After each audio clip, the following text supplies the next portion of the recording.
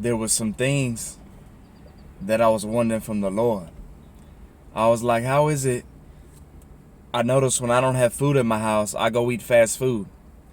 And the Lord was trying to show me that it's placement and it's what you have. And so if you don't have no food at your house, see, there's a placement and there's an order, and there's going to be an effect that determines an outcome. And there's going to be, because everything in life is power. There's power around everything, your thoughts, your little actions, how you prepare yourself.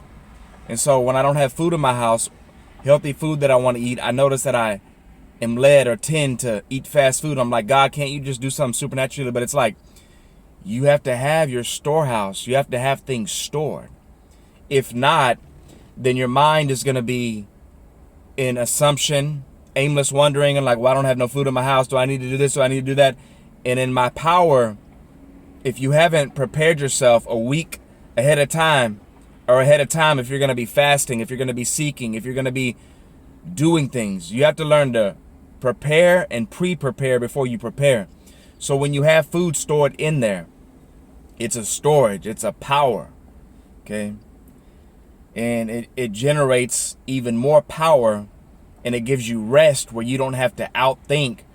Because there's times that I've learned where I've fallen, where if you're in a serious state, or if you're really deep in his presence, you don't start thinking about going to the store. And if you do, it can actually affect you, because if you start thinking carnally and like, how am I going to serve God? I don't have food. Or what if I get hungry? And you start asking carnal questions in a specific depths that you're trying to reach, it can actually negate you, and God will move in like this, let you eat fast food or do this. But if I want to stay in that core, riveting, shredding power, I got to learn to have things in my storehouse and to keep things in placement, to keep things in order.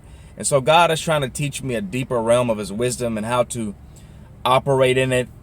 And I'm grateful, and it's beautiful.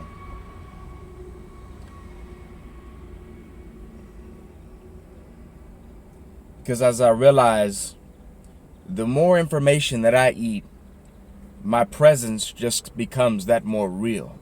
My presence becomes just that much more raw.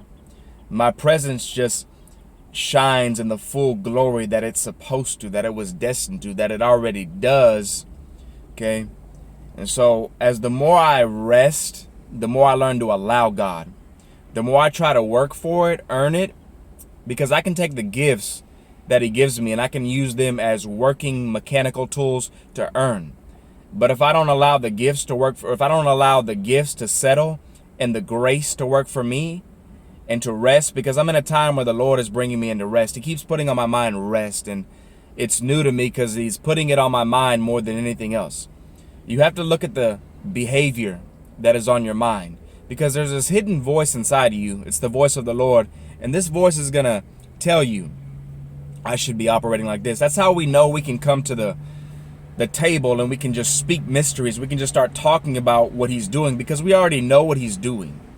It's just when we begin to question it in our mind and we begin to enter into the place of assumption, that negates the spirit.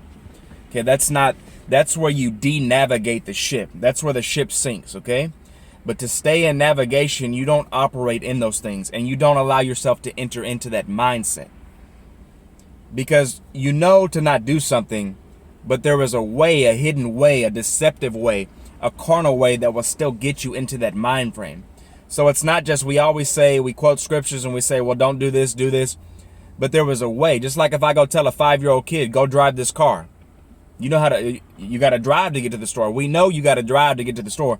But if I tell a 5-year-old kid, go drive to the store, and I haven't taught him the mechanics, I haven't taught him how to park, he doesn't even have a license, he's not even legit to drive, I'm completely unnegotiating out of the order of heaven. And so I'm off balance, and yet I keep thinking about the right thing to do, but yet I'm somewhere off balance and I don't feel God's presence. Then I get frustrated because, well, this is what it says and I'm doing that, but you're not really doing the order of that thing.